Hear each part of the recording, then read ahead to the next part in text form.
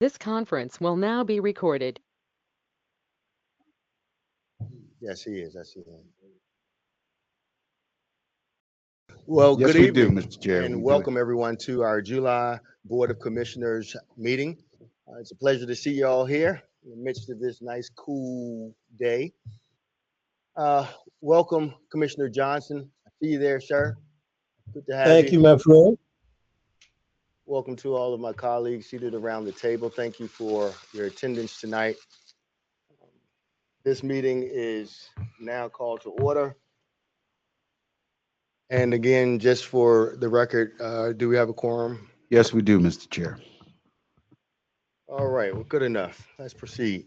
So first order of business, hopefully each one of you all have had an opportunity to review the previous regular board meeting along with, well, I guess we just have the minutes from our, we have the minutes from our special board meeting.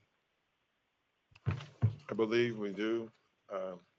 Today we're just, I think we're just for my regular meeting. We're not doing for the special. Is that right, Patrick? Yeah, just for this last board meeting. Okay, commissioners, we are looking to approve the June 17th, 2026 minutes. Make a motion that we approve those. Second.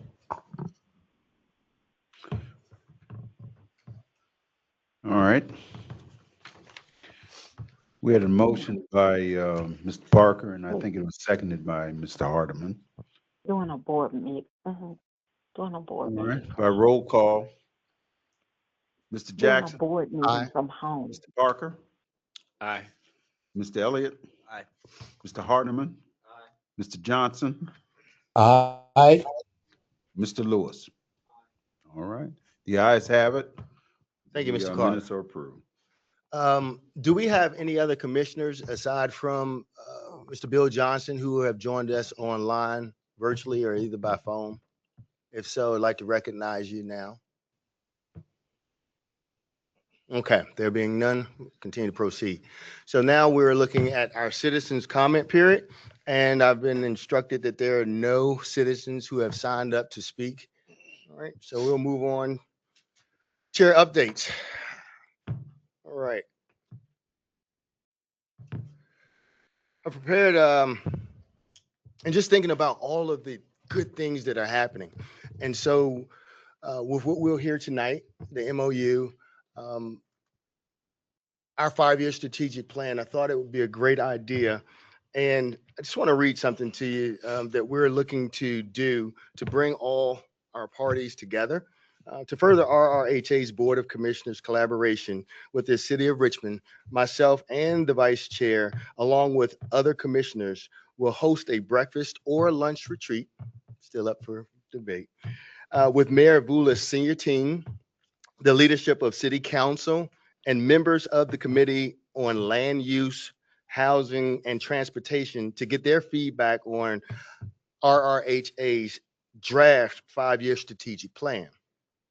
The purpose of this retreat is to ensure that the agency's vision for the next 5 years is in alignment with the mayoral action plan and the Richmond 300 plan that has been approved by City Council. This is also to ensure that there is alignment between the Board of Commissioners and the vision of City Council, who appoints us. I ask our CEO to coordinate a date and time with City Council leadership and Mayor Avula's team. I look forward to this opportunity to receive direct feedback so that we can make certain that we're moving together. We're excited, tremendously excited about what is happening thus far, but we want to maximize the moment and make certain that we have a solid foundation as we move forward. All right.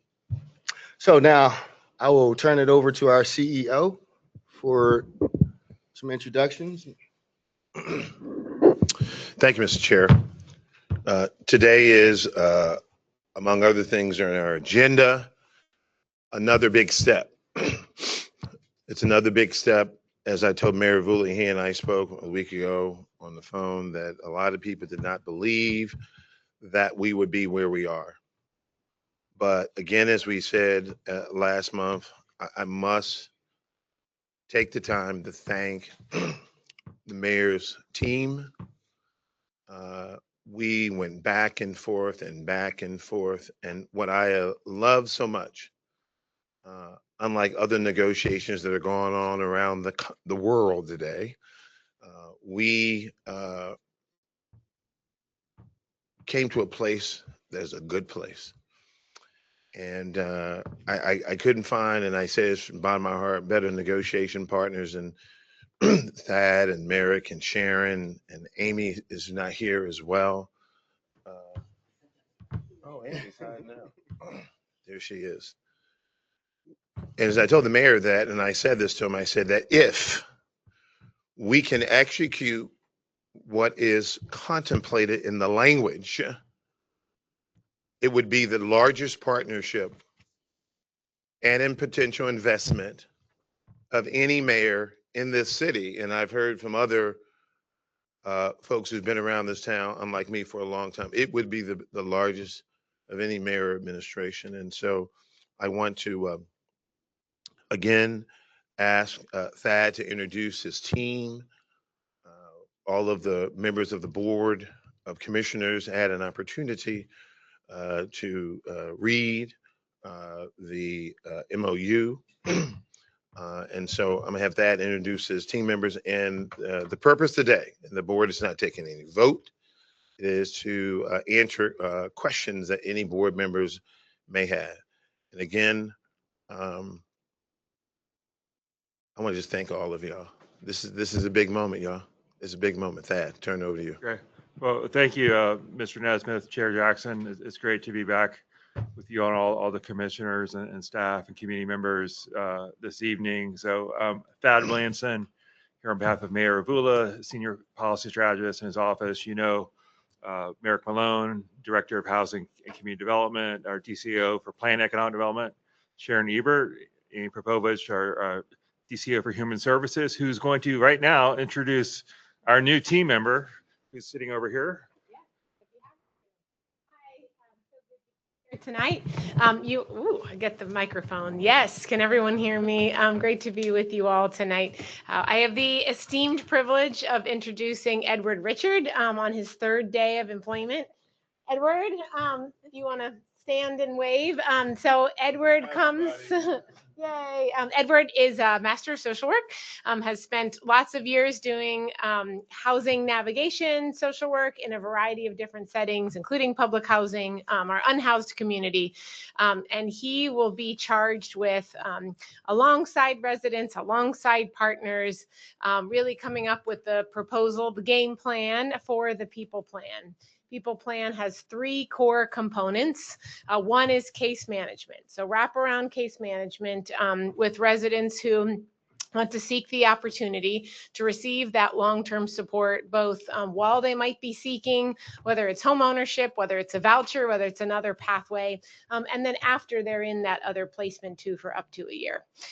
The second component is partnership. So we have core areas that we will convene and partner with folks in areas like childcare, workforce, education, for example, and really coordinate a network of partners supporting the Gilpin community. And the third, and maybe most important, is resident engagement.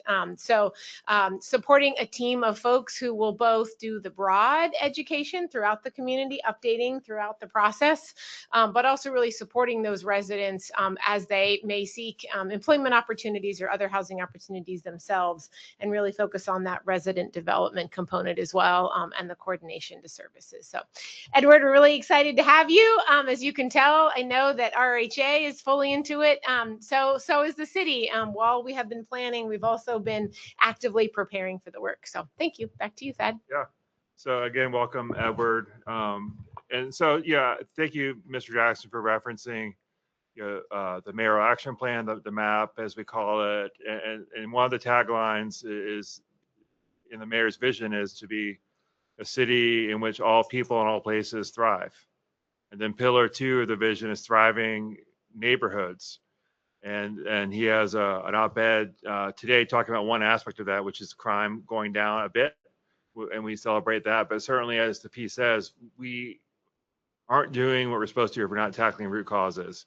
And we can't think about root causes and leave the condition of concentrated poverty and decaying public housing buildings the way it has been. And this obviously, this is not a new thought. And we all know leaders have been trying in the city to make progress. I'd say I'll call it a mixed track record over the last generation. So this is our chance to try it a little bit different, but we also know the clock is ticking because the buildings are not fixing themselves.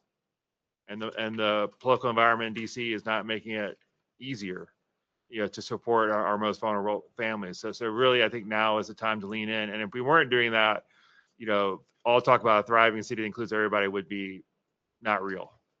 So that's why this is so deeply, I think, serious to all of us down at City Hall, as I know it is for everyone in the Housing Authority who's working with these communities and community members each and every day. So just to summarize, since last time, thanks for Patrick for his help. The outstanding sort of legal, even clerical issues have been resolved, and so the MOU draft has been finalized. A resolution has been introduced into City Council at the July 6th meeting. There will be a hearing on July 21st, and certainly welcome all board members to attend, as well as Mr. Nesmith, to make whatever comment you feel is appropriate. Council President Newble is endorsing the resolution, and that's obviously a very positive step. And we have not heard to date, any critical questions. Of course, that could change in 5 minutes. And certainly some questions should be asked. And so that's what that hearing will be for on the 21st. If that goes well and it receives a positive vote out at that time, then it could potentially would be adopted by City Council on the 27th. And then, with the request or recommendation that the agreement be executed by September 1. One additional wrinkle that I can't remember we mentioned last time is the resolution also asked for us to work on similar agreements for the other communities in which we're doing public housing transformation. And that was, Mr. Nesmith knows well, one of President Newble's main concerns, that this can't just be for Gilpin. This has to be a model for everybody. And certainly we are in agreement with that. So, there is a presentation. I think it's online. You've gotten the short version of it. I'll just say that the first couple of premises, because they are so important. One is, to reiterate, the current conditions in our public housing communities are not acceptable. And secondly, that positive change that improves the quality of affordable housing without reducing its quantity, that's difficult. And it's going to require extensive collaboration between the city and the RRHA. And it's not just us. We're going to bring on other partners too, both public, such as RPS, but many community member organizations, philanthropy, everybody from grassroots to grass tops. The whole city has to get behind this. So this is just the starting point. So with that, I'll leave it to DCO Ebert to talk us through some of the specifics. And of course, we'll be happy to answer questions from the board.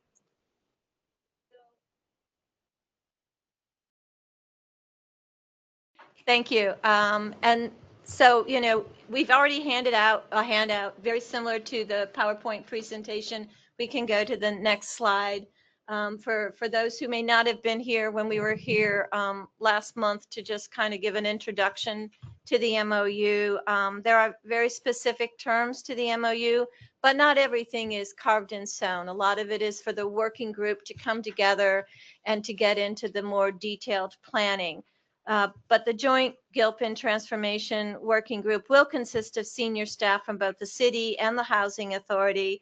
And we're looking obviously for those members to have the expertise in public housing and authority to be able to execute on the plan. One of the very first things that we are asking this working group to do is to set up the Jackson Ward Community Steering Committee. Just as a FYI, there will be tomorrow a CNI stakeholder meeting. I believe it's at 2 p.m. That's was put together by my planning staff at the bequest of the Historic Jackson Ward Association. They wanted to make sure that the final version of the Jackson Ward Community Plan was vetted with the CNI stakeholders, just to go through those edits that were made, and primarily those edits to the plan are to ensure that the plan also dovetails with the MOU. So we wanted to be very specific about who was taking the lead on certain aspects. And because the plan is written in a format that aligns with the Richmond 300 plan, we made coding so that it was also clear which activities, implementation activities correspond to either the housing plan, the people plan, or the neighborhood plan, so that it's clear as we start to try to implement that plan, that there's no ambiguity about, which way a particular activity may fall. Our goal is to bring that plan and introduce it to council, the first council meeting in September, which I believe is the 14th of September. And that's primarily because council is on summer break during the month of August.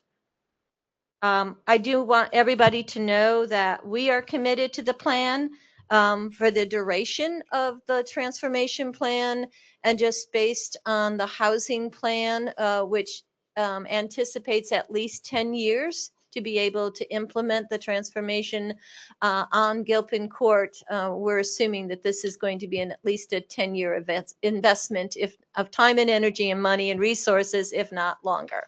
And again, if the next slide, I don't want to really waste all your time here, but I do want you to know that as we've broken this down, we will hire individuals to be in charge of this plan. As Amy Popovich has just stated, we've hired the people plan manager. We are getting ready to post the position for what we're calling the senior advisor for public housing transformation. That position will be located in the mayor's office to give it the power and authority to ensure that anybody else that we hire knows that this is an imperative plan that the city is undertaking.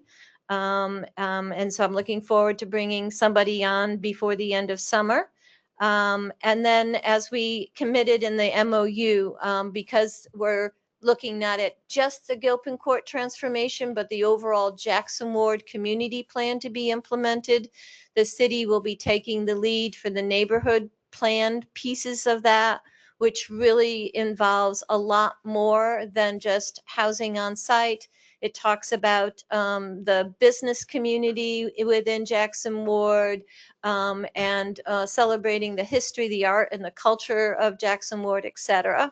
And then part of the housing that's not Gilpin Court specific, but that would include home ownership within the larger Jackson Ward footprint. And again, taking the lead on the people plan to ensure that we are doing wraparound case management service, job training, job placement, and continued investment in the households within Gilpin Court. So all things that if you read the plan, you will see there. And again, just taking the principles out of the Jackson Ward community plan that was developed with the Jackson Ward residents and Jackson Ward residents and business community. This is going to be a continuous community engagement and community capacity building, which our hope is to lift up either existing community organizations or to create resident-led community organizations and empower them.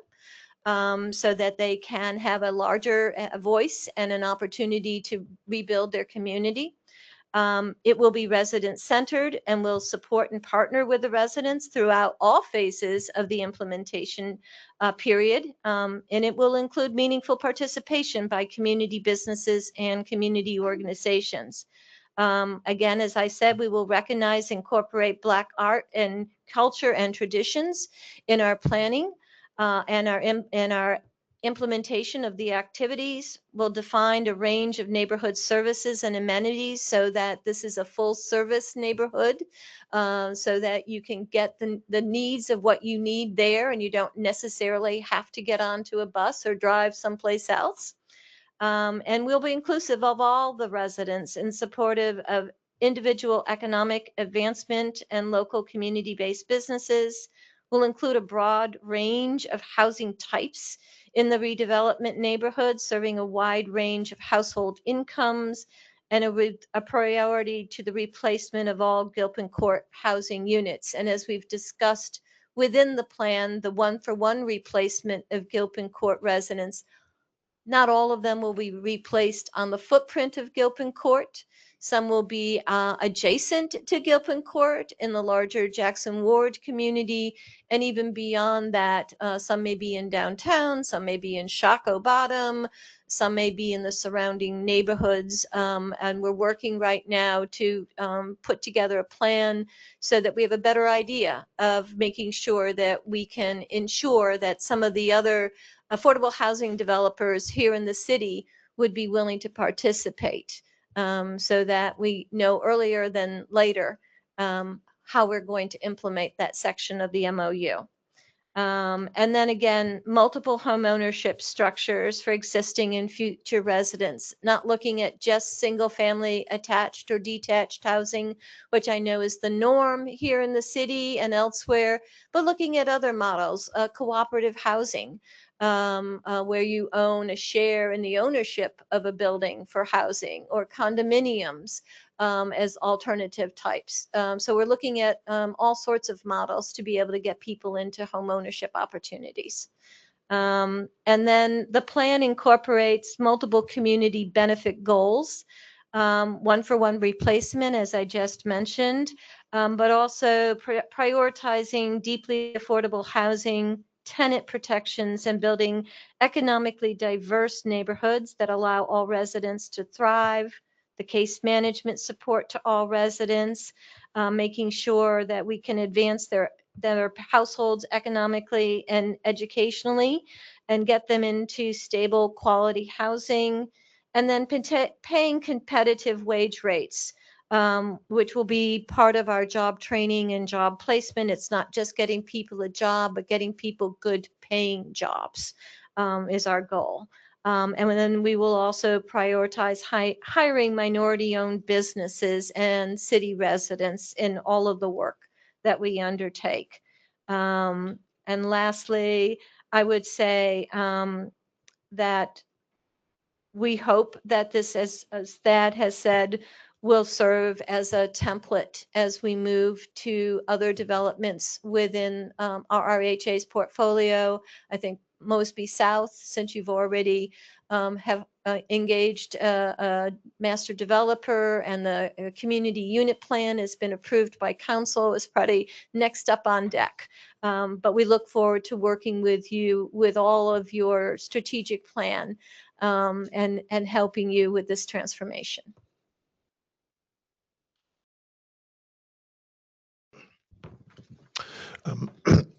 Mr. Chair, turn back over to you and see if there are questions from board members. To both Thad and Sharon, thank you. Thank you for a well-defined and overview of this marriage, if you will. A little bit jealous because obviously having already gone through some of the process at Creighton, how much, if any, of the people plan with those folks who've already been through this process, how much of the people plan services will be available to them, if any?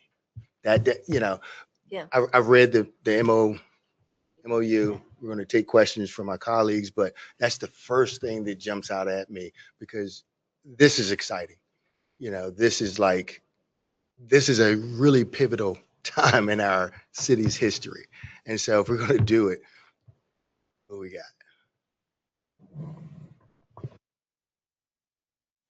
Okay, now it's on. Yeah, thank you, Chair, for that question. A lot of the people plan foundation work actually will build on what we initially started in Creighton. So the package deal you get here is that both Thad and I worked on this work in Creighton 10 years ago. You're also getting Merrick and Sharon, who've worked on this in other cities as well. So a lot of the infrastructure and build is actually building on that work in Creighton. But just echoing what Sharon said, is this, people plan template. We do want to be able to replicate to other communities and build over time. I think the opportunity we have here is to do this from the ground up. And we really want to learn how to do that and how to build this infrastructure well and build the support, funding support, community partnership support, resident trust that we want to do in other places as well. And I just want to add to that, our Office of Community Wealth Building welcomes all residents to come in. And obviously, you're almost finished with the relocation aspect at Creighton Court. But from a job training, job placement perspective, welcome anyone from Creighton Court, whether they haven't relocated or have relocated or want to come back or want to stay where they are. Would welcome them to reach out to us, to our Office of Community Wealth Building. At 701 North 25th Street in the East End. Yeah. So it's All right, important. perfect. Yeah. All right, okay. All right. They used to call that the, what was that, the Churchill? Oh, that was Doug Dunlap. The Churchill City Hall. All right. Colleagues, you all have any questions, any comments?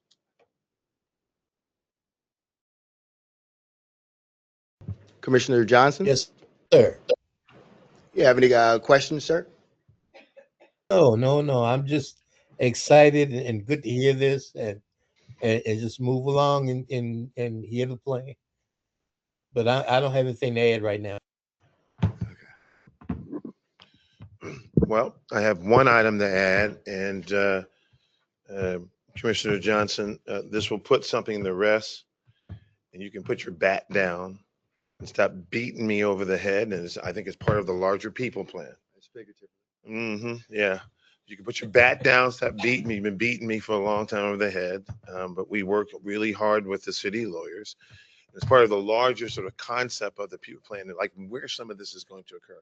What is the site for, a workforce development and job training, right? Like the Chicago House, they do it really well, right? So, sir, Bill Johnson, we had a great tour of the Calhoun Center. And so your beloved pool, and people are looking for you putting your swimming suit on. The pool will be open and the Calhoun Center will be open towards the end of November of this year. I'm gonna let Chair Jackson say a few words about the tour, the hard hat tour that we had, but you can put your bat down. There is a sign out says, "Hope is coming." As you ask for the sign, it says, it speaks to the residents. It has a great picture of the pool. And I wanted to get your comment on it. About the Calhoun Center in general. I think I want some of our colleagues from the city to talk about it, but for you to comment on your pool, and then I want Chair Jackson to talk about that what we saw there, what was inspiring. Bill Johnson. Well, I have to get too filled up. One of the most important assets that we have in this city are our kids. We've got 5 new schools that have come online within 5 years. We've got at City Hall and the Housing Authority working together, and it's all for the benefit of creating better living environments for all our citizens, but especially our kids. The better neighborhoods we bring to school, the better product that's going to come out of the schools. So yeah, I'm excited, but I like beating you. You know you love it anyway. But I'm gonna take a while out of layaway, and I'm gonna be prepared for November. Thank y'all so much for that you put forward to make this happen. Thank you, Stephen. My experience was absolutely, it was phenomenal. And to set correct expectations, Commissioner Johnson, they're looking at a soft opening in December. Is that correct? So it's another example of what we're able to do collectively. You know, as commissioners, we talked about this transition, we voted on it, and to be able to see um, the realization of what we've planned is exciting. I think our community is going to respond positively. Um, I'm always impressed by the real estate deliverables of the city. Great project managers who took the time to walk us through and explain to us the various stages and some of the things that they had to do to bring this property back to life. Um, Mind you, the Calhoun Center has great bones, but it has new life now. It has new life, and I encourage everyone once it opens, or if you're able to tour prior to that, walk through there and envision the lives that will be changed. Envision, I grew up in the boys club on Robinson Street and Mr. Guthrie, and so I could see hope as I walked through those hallways yesterday. Um, the gym is a bonus. That's getting done.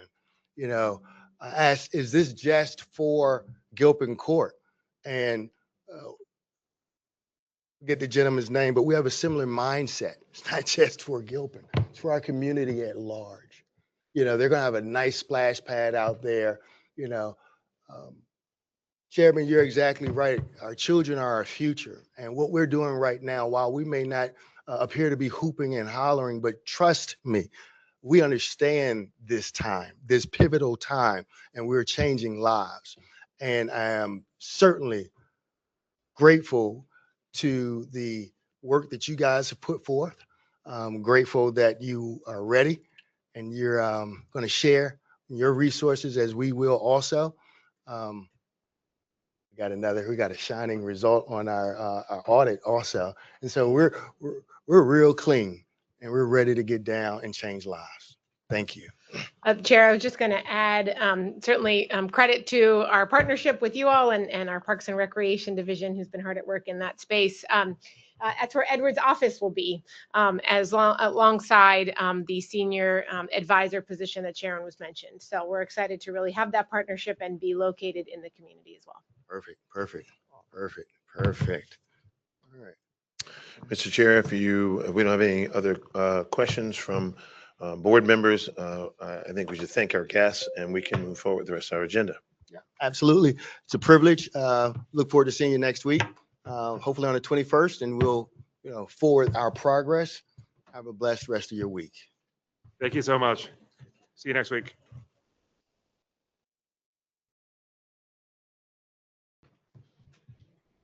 All right, as our guests are exiting, I want to turn our attention to our CEO for agency updates.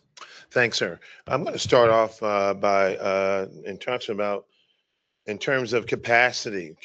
We are continuing to build capacity at RRHA. I like that we have a new tagline. It's always a great day at RRHA, despite our challenges. I want to introduce Mr. Johnson. Can you come up to the table up there? I want to introduce two of our new members of the RRHA team as we are continuing to build our in-house capacity. It's important. I want to first start out by introducing, and today, I guess, her official day, and we were wooing her, and she is our new Senior Vice President for Affordable Housing, and she comes to us with a depth of experience, management and otherwise. I think some of our resident commissioners who really cared passionately and deeply about resident issues and work orders and how we treat residents. They're going to love you and when they get a chance to get to know you, as our senior team has through our interviews. And she comes to us as a CEO of a small housing authority. We're just recruiting. We're recruiting. And I'm going to let Miss Brigitte talk a little bit about her experience and who she is, and then we'll introduce a second new member, Miss Brigitte, if you can give her the microphone there. I thought this was just for you. No, we share. I come from Jackson County, which is in Southern Illinois. It's 5 hours from Chicago and about an hour and 45 minutes from St. Louis. So it's in a really rural area. Um, I was able to do a lot of good work there with building a social service program there, getting grants to um, change the dynamics of how affordable housing looks in rural areas. And so doing that work has only afforded me the opportunity to do more work at a larger housing authority. So I'm glad to be here, and I look forward to the work. Thank you. Then our next new member of our real estate department is Eric Johnson. Eric, we were wooing him as well. I know that he has close ties with this administration, the Mayor Vula administration. Believe it or not, I know that Mike Kelly, he doesn't have gray hair, it's white hair. Mike Kelly was a mentor of his many moons ago. And coming into the real estate department, we have carved out some management responsibilities for him to take on immediately. Namely around 400 East Gray Street, which I've given him some specific deliverables on. And in addition to what has been carved out for him to manage in the real estate space, because of his experience, he will be taking on some specific, he'll be reporting directly to Sherelle Hampton.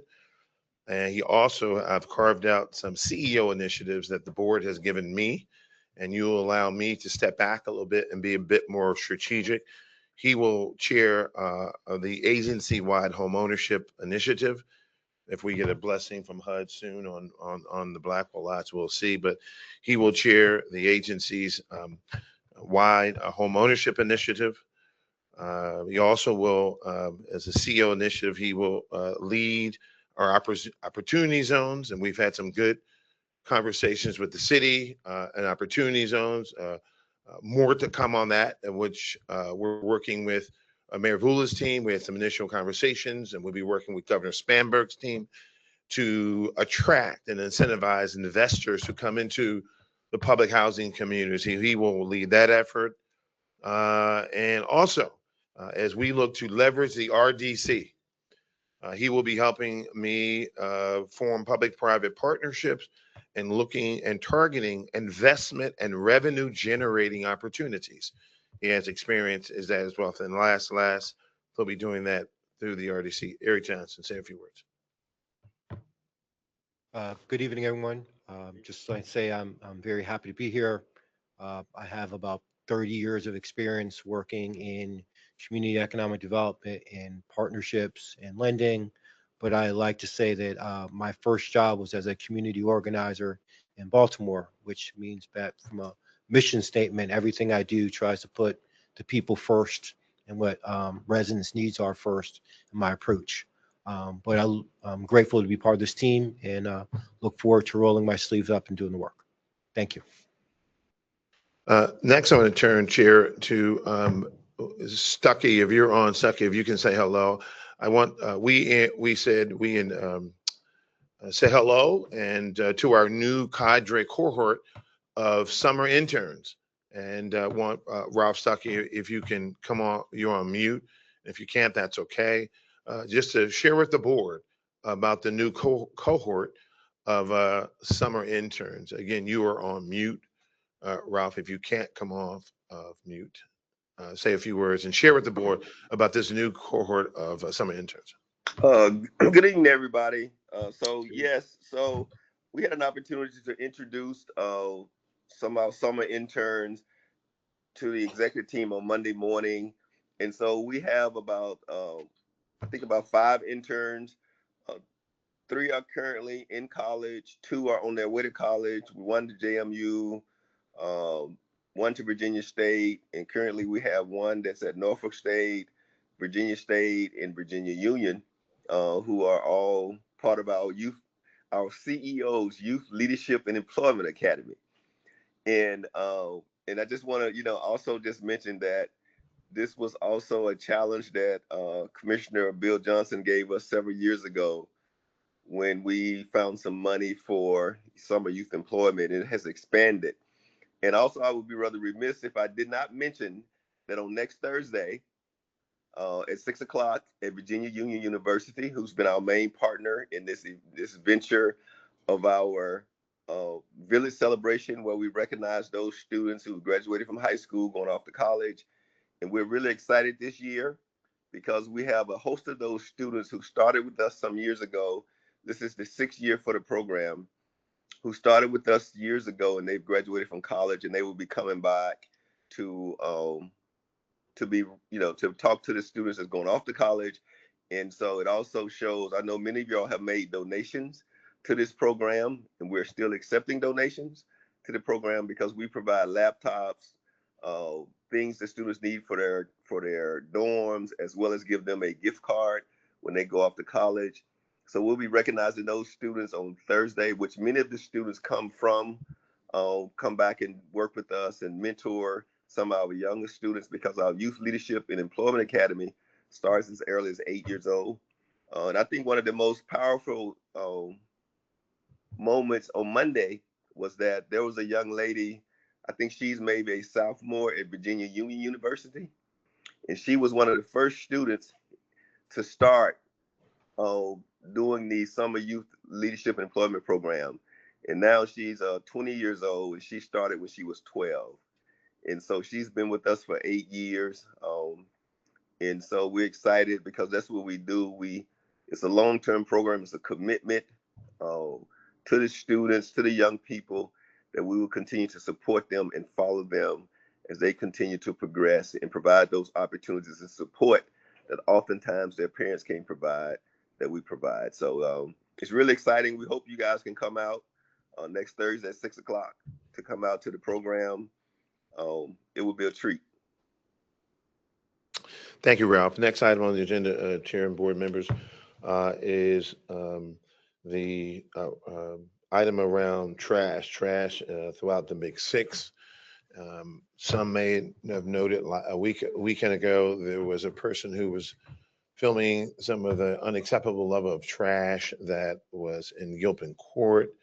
Our team on a Sunday, first we started Saturday, but we're on Sunday, went out there, and rather than complain, we said, let's be action oriented. We went out there on a Sunday. Some people did skip church, I think, and we were in action, and we made sure that we cleaned up. But what was very clear is that we've got to have a new way of going forward. President Newbill sent me one of the videos, and so did Councilman Jones, and I think Commissioner Pitcher as well. But what President Newbill said to me and Councilman Jones, they were on the phone with me together. They said, Mr. Nelson, we're not blaming you or your agency, but you're a leader. So we expect you to lead. We expect you to put a plan together and to come back with us and figure it out. If it needs to be more trash cans, if it needs to be more times the city is picking up the trash, they currently pick up once a week. They only do the trash cans. You figure out a plan.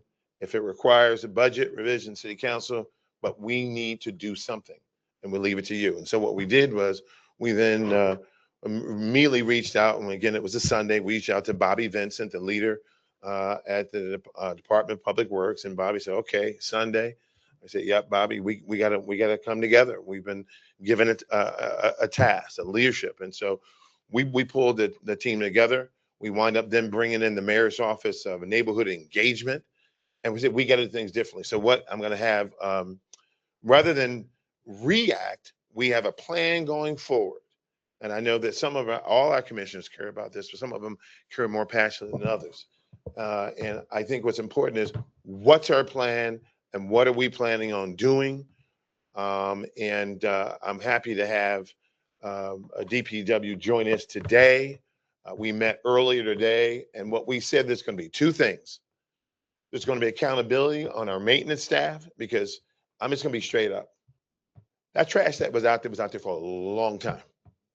It wasn't just out there for a day. And so it's going to be accountability. Ms. Brigitte coming in now as the new leader on our maintenance staff. And I told them, it's unacceptable that's sitting there. Also, we have residents who are dropping trash bags down and they stay there. They drop more trash bags down on the ground and they stay there. This is unacceptable as well. So it must be accountability on both sides. We had in Gilpin Court, the leader, he said, I've been giving residents citations and we see them dropping the trash bags down on the ground from on high and they don't care. And we've been giving them, Brigitte, citations.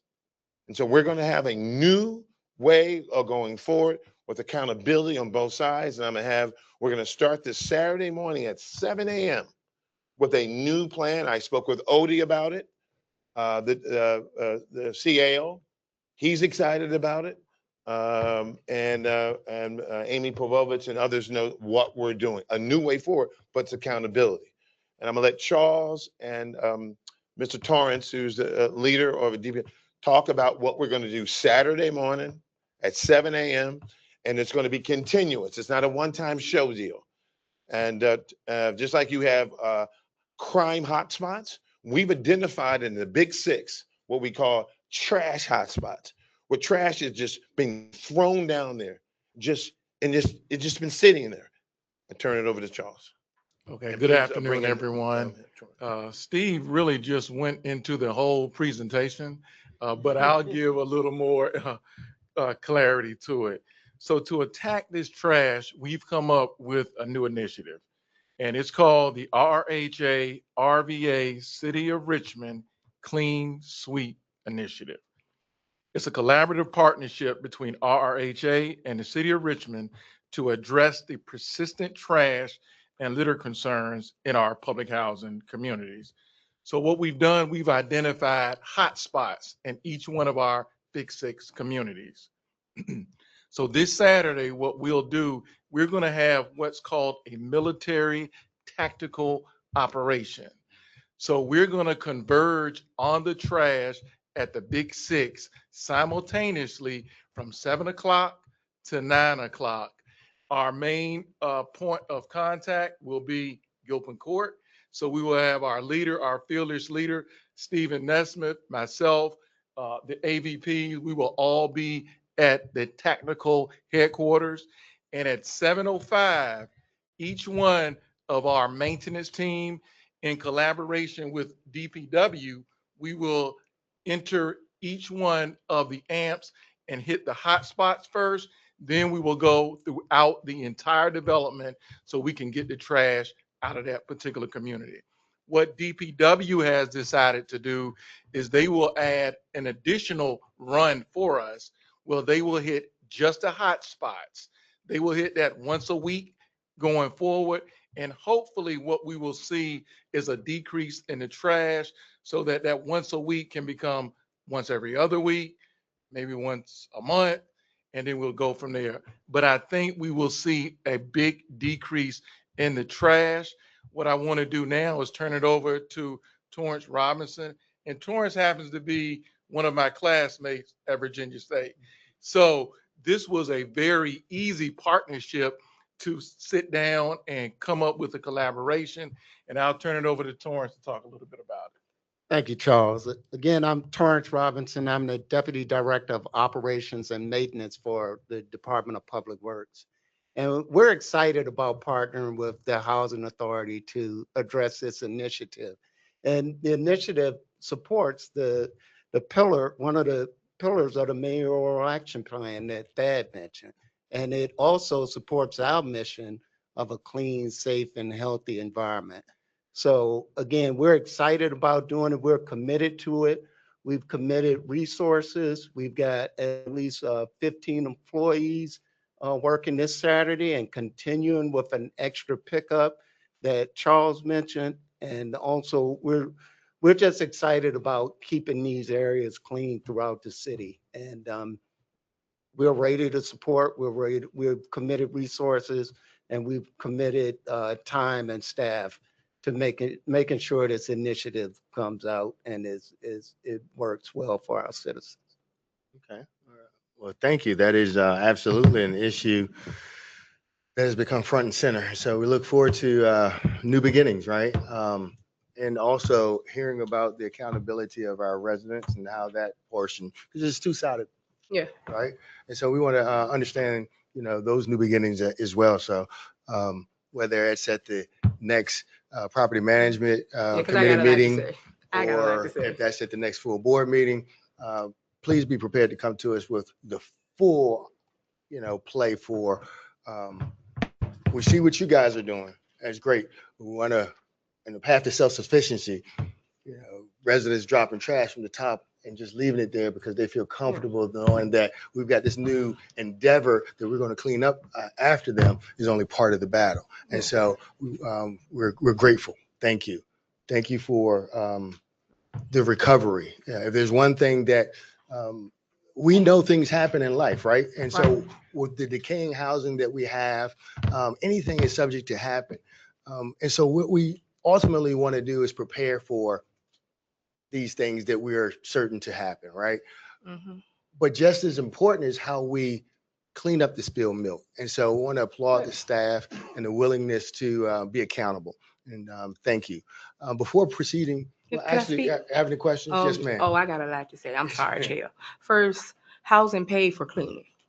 So how did they get out there and y'all paying a contract for somebody to clean? My secretary on my board in Fairfield Court City Council, she came to this board about the trash. And she was told what? That they housing authority have bigger things than trash. She came here. She said it. We could pull the tape. That was what she was told, right? That housing authority have bigger things than trash. But because it was outed and it's embarrassing, now there's a problem. When I first moved to public housing, I had Clementine Robinson as a property manager. She would cite you.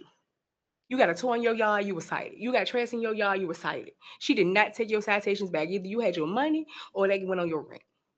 So I do believe as residents, yes, we have to have some accountability. But if y'all paying a contract, right, good contract, for people to clean, there's no reason why maintenance staff had to be called out on a weekend, a holiday weekend, to clean up. So you telling me they walk around with trash bags and no one seen that when it was maggots falling out the trash? We're paying a company. My secretary, do y'all remember when she came? Yes. And she spoke on this, right? Yes. And she was told, I'm not gonna call names because the guilty person know what was said to her. Housing authority have bigger issues than trash. But because it was embarrassing, now the issue is big as trash. Not only is it embarrassing, no, it's below standards of living that I would want for myself. And everybody, and it makes me upset because as a resident, they think all of us live like that, and we don't. Right. And we do not. I clean trash every morning. Do my kids put it down there? No, we do not. But I take pride in where I live at because I don't have nowhere else to go. I tell my kids, just because you didn't put it down, it don't mean you can't get it up. Have y'all seen the size of the rest that we deal with? Some of those rests are bigger than my feet. Not everybody, because we don't have money, want to live a certain way. All of us are not uneducated. All of us are not dirty. All of us are not trifling. And for the ones that we're going to call a spade, it's not all our residents that's doing this. Right. I spoke on people pulling up in vans, in cars, in pickup trucks. Y'all spend money on cameras. Mm-hmm. Why, when I call and I say, hey, somebody just dumped, can't somebody pull that camera and pull that license plate and cite those people for making us live a certain way? We're not a city dump. We are individuals with families, kids, and I feel bad for our seniors because a lot of them can't even pull that trash can to the front. I know I can't speak on no other development, but I know Fairfield Court, if we know someone that's disabled, our maintenance techs do pull that trash can up and take it back. I can't speak on no other end because I don't know. So I was like, okay, should that person get cited? No. But should citations come back? Yeah. Yeah, because we shouldn't live like that. Yeah. At all. We'll carry on. Commissioner Brody, thank you. I'm sorry. No, there's nothing to be apologetic about. Your perspective, your experiences have extreme value, and they speak to the heart of our passions. And we're not about a whole lot of lip service. And so we got all the other acts together. That's the expectation of the board. Mr. Chairman, just want to follow up, and maybe it's more a question to be follow up on. So if we have a contractor, what are they doing? And so can we get some kind of response, some kind of,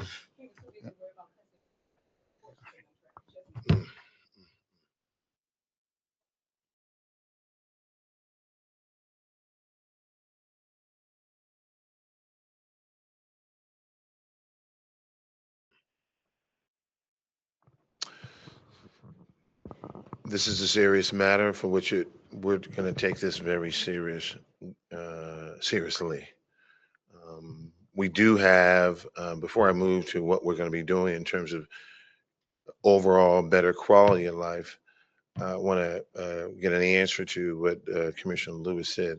If you can, because after you say what you said, it doesn't negate what the experience, and Brody, Commissioner Brody and I had a long conversation about it. But so the commissioners know, tell them what the current trash pickup is. There are three things that are currently being done. If you can share, what are they? Is we have a contractor, we have our staff, and we have DPW. What the contractor does is they pick up the small trash. They don't pick up the bags or anything like that. Their scope of work is specific on what they do. And what we have to do as an agency, our team, we sign off at the end of the day on the work that they've done. If it's not acceptable, we don't sign off on it. DPW, they come out once a week, sometimes twice a week at some of the sites. They also pick up trash. And then our maintenance team, one of the things that we have them doing is folks will put bags on the curbs. So they go out, they pick those bags up, and they take those back and they dump that. They do that 5 days a week at each one of the different sites. So we'll continue to do that, but we will also start with this clean sweep initiative, and we should definitely see a difference. But one of the things that was mentioned is the trash citations. We will start implementing the trash citations agency-wide. I do know that some sites are doing the trash citations, but all of the sites are not. So what we'll do is we're going to send out some literature this week, letting everyone know what the expectations are, what the rules and regulations state. Then once we've started the clean sweep initiative, if there are folks that are putting trash out, those trash citations will be written by the maintenance team and the management team. And once you get 4 trash citations, there will be lease enforcement. I also want to say, though, Ms. Brigida is the new Senior Vice President of Public Housing.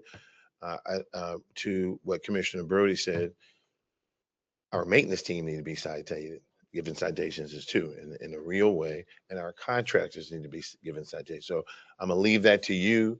I'm gonna leave for you to have a sidebar conversation with Commissioner Brody, who's chair of the Department of Management, how you're going to make sure the contractors are also held accountable, and our staff. So I want to say that.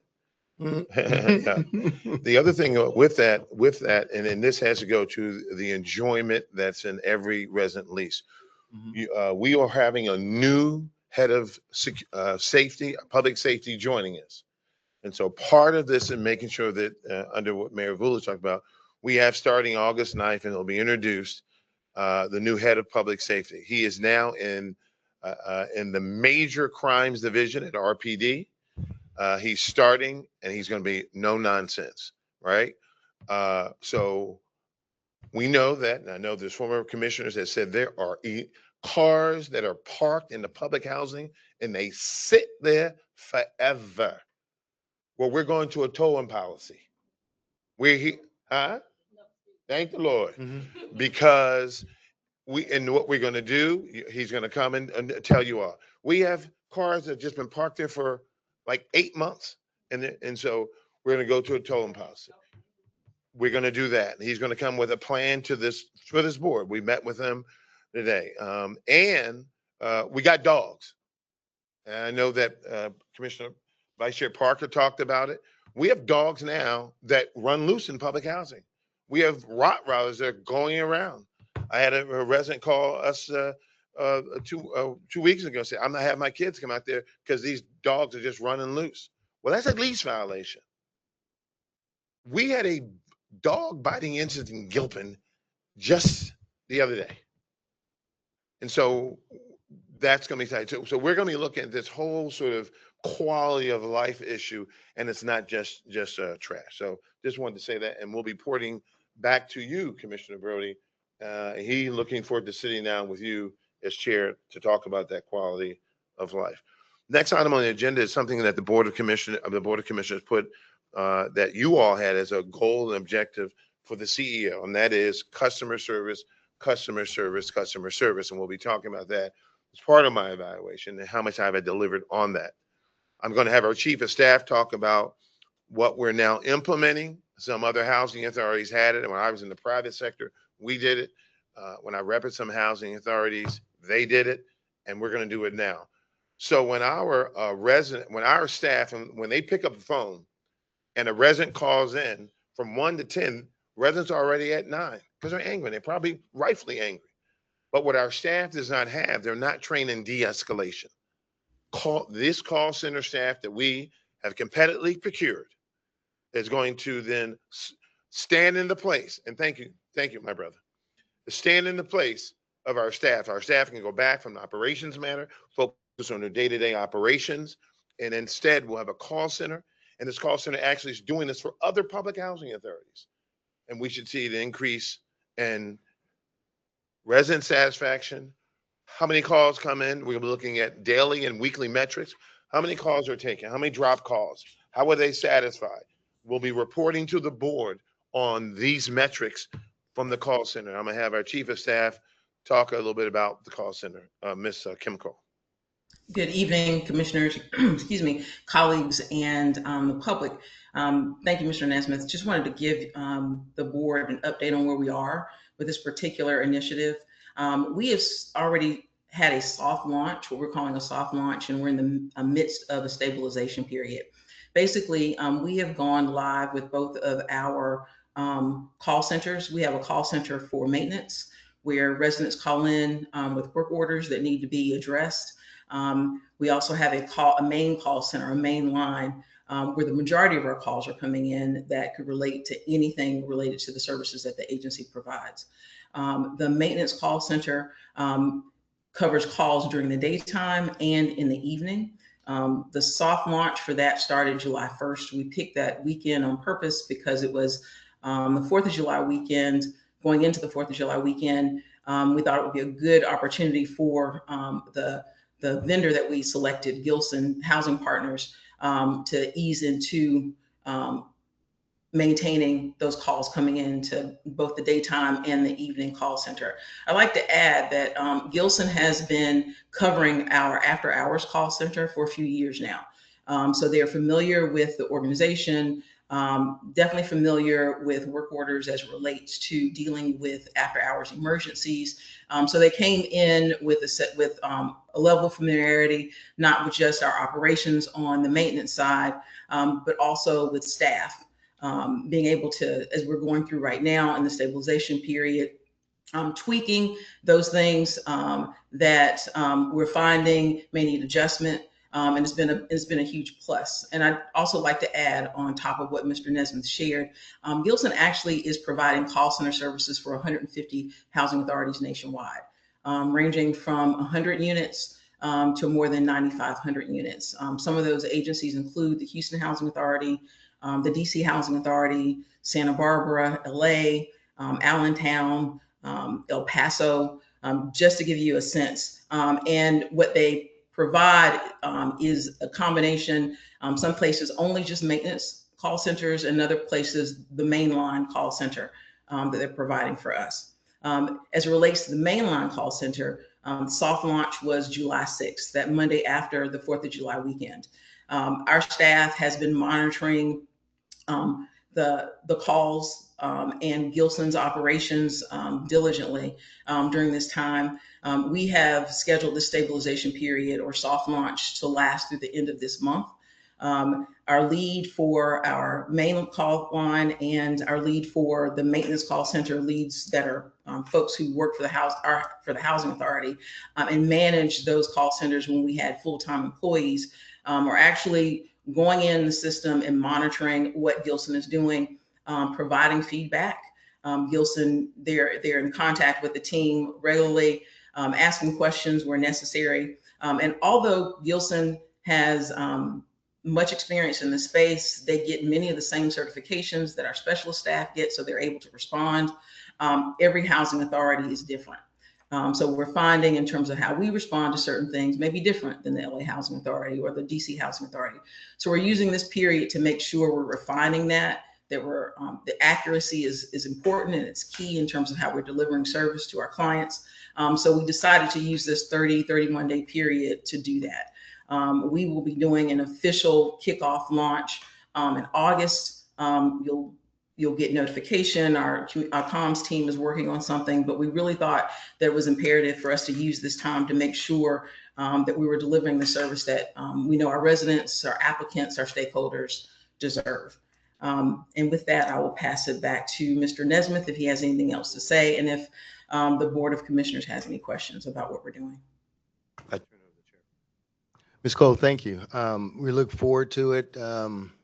I do have a question. Sure. So does the call center, do we also still have, or do we have portal access for residents who want to submit maintenance requests there? And if so, does the call center monitor those as well as calls coming in over telephone line? Or who's monitoring that? So that stays with Mr. Williams Shop in terms of things that are coming in through our portal. But most work order requests are coming through the phone line. Okay. Okay. Commissioners, you have any questions in regards to this? Okay. All right. Well, thank you. Thank you. Thank you. The next item on the agenda is another item for which the board we've all talked about, and that is that the dwindling revenue that we receive from Washington, D.C. each year. This has been going on since the 80s, Clinton administration, but all housing authorities across the country, dwindling revenue. They want them out of the public housing business. I think maybe everything should be like Armstrong Renaissance, but that is what's been going on. We get about 88% of our funding from HUD. And with that being reduced each year, we are being fiscally challenged. And so one of the things that what we're going to have tonight is something that I had pledged, and we finally, through a competitive procurement process, we found what we believe is a best-in-class grant writer. This grant writer will be targeting revenue opportunities, new unrestricted revenue opportunities mainly, for agency-wide opportunities. And yes, for that $1 million that Mr. Stuckey wants to come through the CEO Youth in Leadership. But it'll be for self-sufficiency. Part of it's going to be our effort and contribution around the people plan. Part of the fundraising will be for our home ownership initiative once we start that. Across the board. Some of it will be for safety issues. We're also, as we are doing a look at how do we provide better safety for our residents when we're not getting that money from HUD.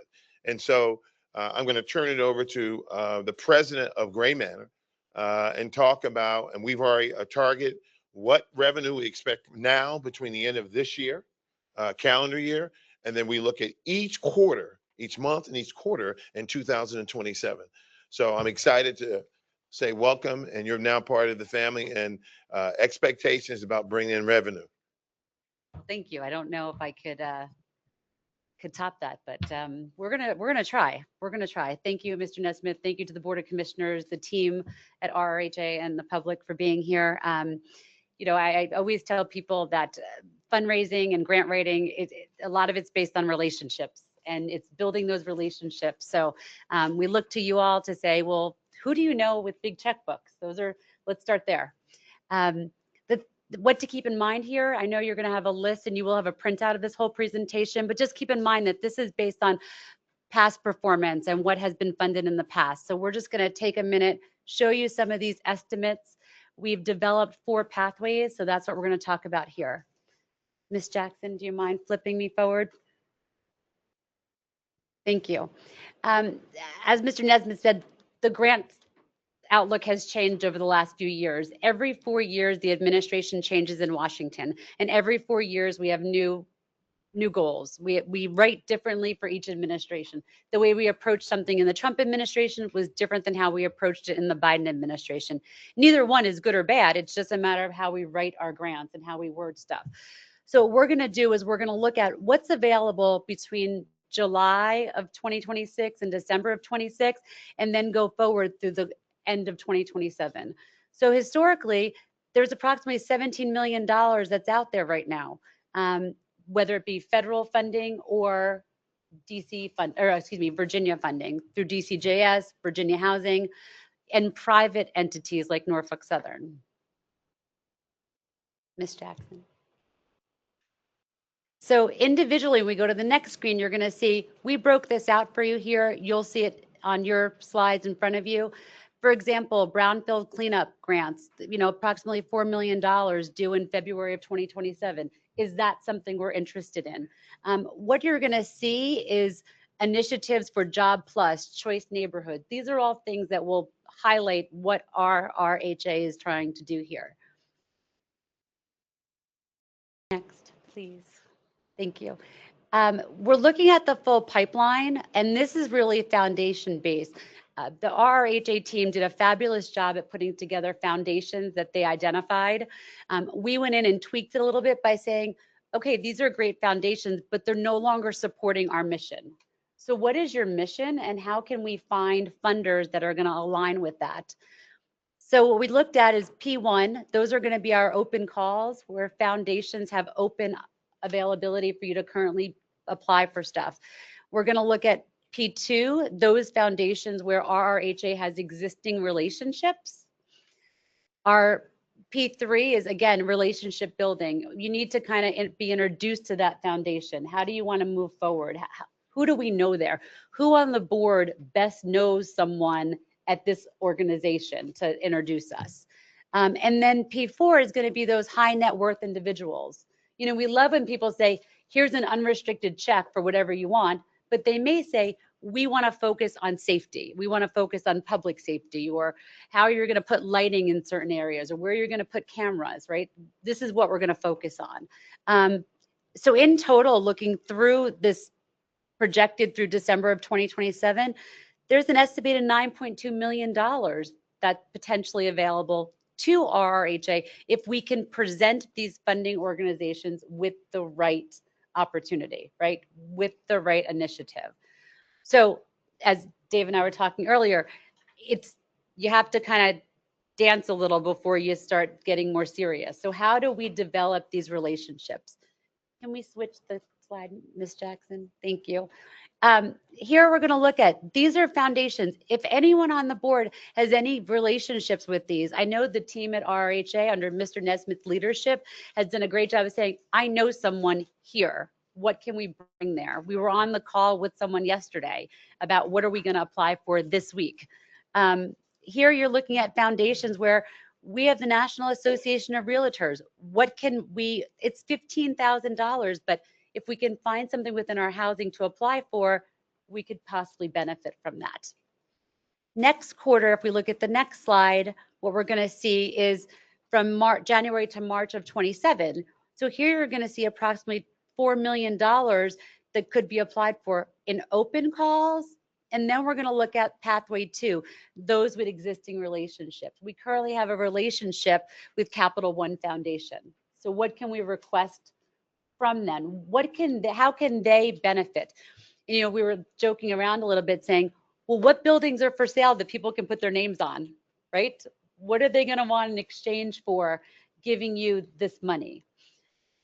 When we go to the next quarter for our revenue targets for quarter 2, right now there's approximately $1.5 million in foundation funding available, which is obviously different from grants and from grant opportunities. So what we're looking at here is open calls, existing relationships, and possibly, we don't currently have a relationship with the David and Louis Packard Foundation, but could we? Sure we could. What's it going to take for us to get there? Who knows someone there? How do we want to introduce ourselves? What's RRHA's message to them? How do we message something? In the next quarter, what we're going to look at is Well, it's kind of the summer. Everyone takes a little bit of a break. No one wants to give you funding right away, but we do have some funding available that we could look at. Economic development, job training. How do we take that job training, apply for a grant that's going to work for our residents? How do we pass that money on to our residents? These aren't job training grants aren't for RRHA to make the money for job training. It's taking that program and passing it on. And our last quarter we have here is really looking at 4 different pathways. These are our targets, right? How do we look at all 4 pathways and identify those high net worth individuals and our other foundations we want to reach out to? So we have one person identified as a high net worth individual. What's really great here is he wants to give us an opportunity to meet other high net worth individuals. You know, we'd love the person that says, here's a blank check, but I don't know too many of those people that just give us blank checks here. So what we have to do is we have to court them. We have to tell them about our mission, tell them about our goals, tell them about the changes that y'all are making and what you're doing and how you're here for the long term. We're here to support the residents and here's how we plan on doing it.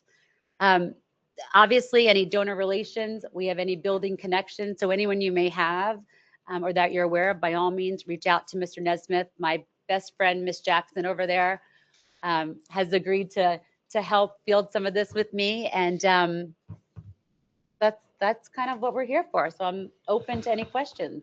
Thank you for that presentation. I just want to say that my good friend, who's now a good friend of mine in faith, Mr. Ukrup, he has agreed to work with me and us on this effort. I do want to say that it's important, members of the board, that this effort is not just for the agency. I met with the RTO, and we're going to be looking to, talking to Commissioner Pitcher about this, is to help empower our resident leaders. They get little to no money from HUD, a little bit, but what we're doing is working with Ralph Stuckey. We're going to ask the RTO, and we've talked with them, met with President Oles, and we met with the tenant council. We're going to say, how do you want to impact the residents as leaders? Put together a game plan. So we're going to have our grant writer, because we're paying them, to have them to have access, and we can say to the RTO and to the tenant council members, we're going to find some grant opportunities for them so that they can do what they're doing. And so we're going to be putting together a plan and doing that as well. So I look forward to doing that. That's what I want to say. Ms. Gray, welcome. Breath of fresh air. I'm excited. I think this is a game changer. You know, obviously identifying we have needs, and those needs far exceed just, you know, what we do in the community for the, you know, redevelopment.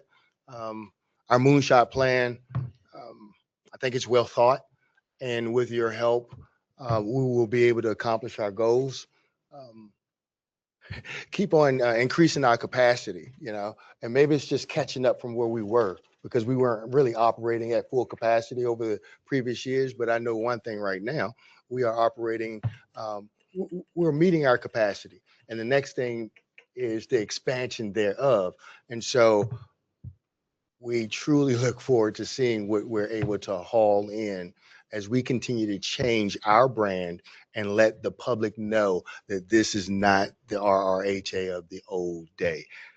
People will give to us a lot easier, clean books, sound management, and we have a progressive nature. The partnership with the city of Richmond certainly helps. And so we should be able to, let's rake it in. Yeah. I'll just say that Thad and I from the city talk, when we go after some of these dollars, the city has agreed to stand with us. They will, in some instances, be writing letters of support on some of our targets, but we've already agreed, Thad and I said, we're going to sit down that, for instance, does it make for RHA to be with the Community Foundation on Monday? And then when Thad and the city will be there on Tuesday. So we'll be sitting down with the city, and they've agreed to stand with us. And in some instances, write letters of recommendation as we go more forward. Last, what we're going to be doing is a capital raise, but I'll come talk to y'all about that at a different time. That is, we'll be hopefully looking to do as a separate matter, It's what's called, from my financial services background, what's called a capital raise. And we have a big target, and we have some presenter come later on to maybe about 100 million. But that's a separate conversation, not what she's doing. That's all I want to say on that. Ladies, have any questions and comments? Gentlemen? Mr. Chairman, Yes, sir. I'd just like to thank Ms. Gray for participating in this program. I think this is well needed. We've been wanting this for quite a while. And I'm just kind of interested why Dominion's not on here. As big as they are, why hasn't Dominion looked out, or just you don't have a contact for them? Can I respond to that? Dominion is one of our partners. I brought them in. Dominion is now, they're a key partner. And we sent last year about 17 public housing residents through my good friend, Ed Bain, who's the president.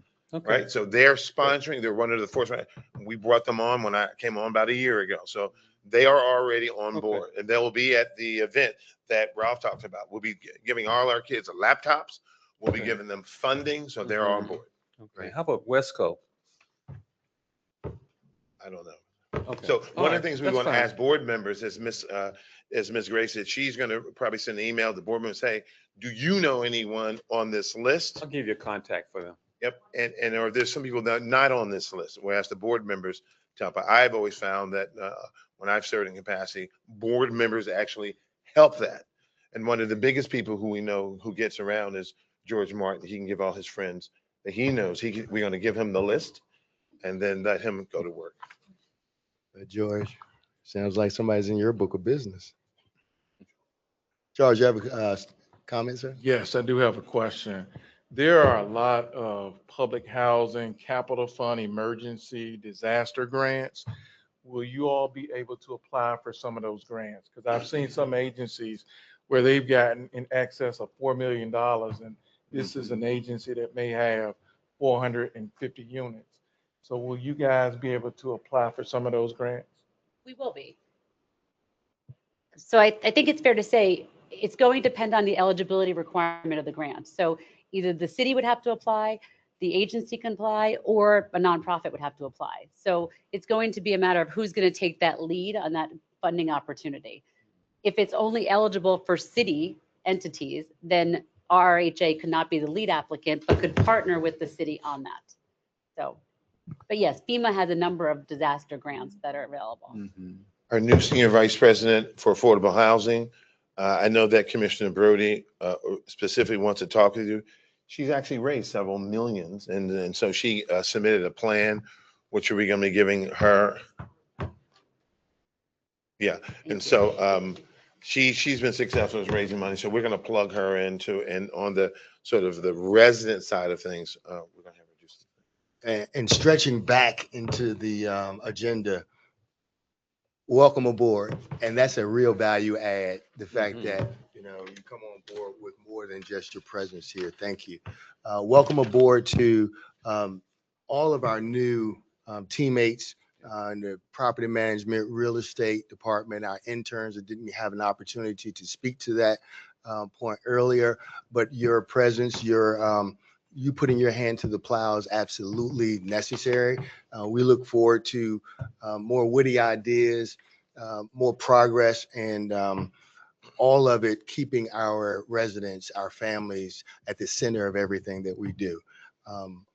Because we can advance in, a lot of the things that we're advancing in. But when you look at a subject such as trash, some real basic stuff, we must ask ourselves, we have a plan of attack, but how far are we advancing? And so let's keep up on all sides. That's all my observation. Mr. We move now to committee agenda with council.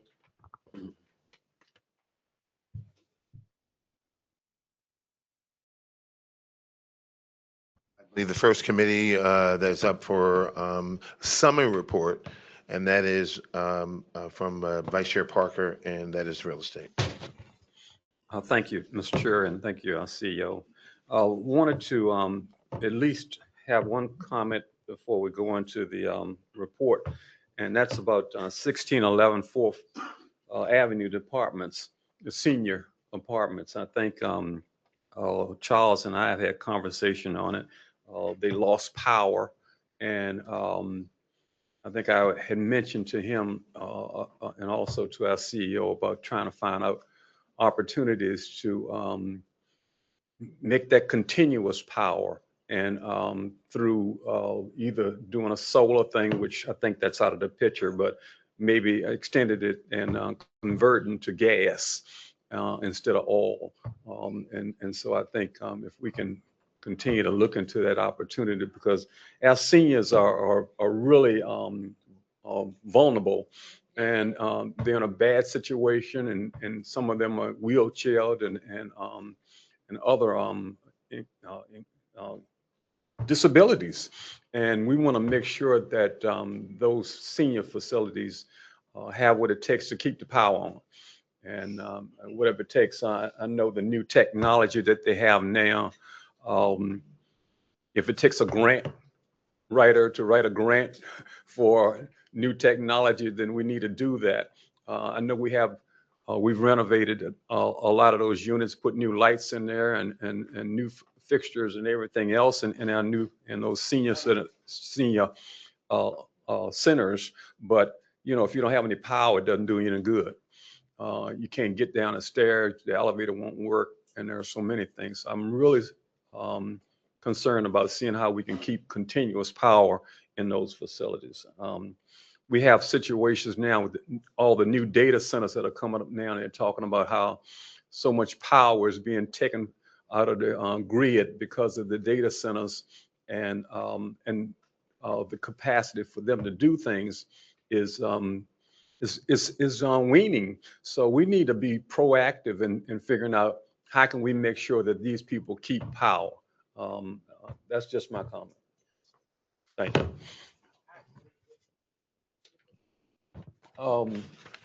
We're having in our committee, Gilpin Court is going gangbusters. Our Bill First project is doing well, and just wanted to say that RRHA and Josh is doing a good job, and we all went over to Mount Olivet Church. Is that Greater Mount Moriah? Okay, Greater Mount Moriah. And I think the participation from the residents was outstanding there. And they expressed the desire to get into those new units as soon as possible.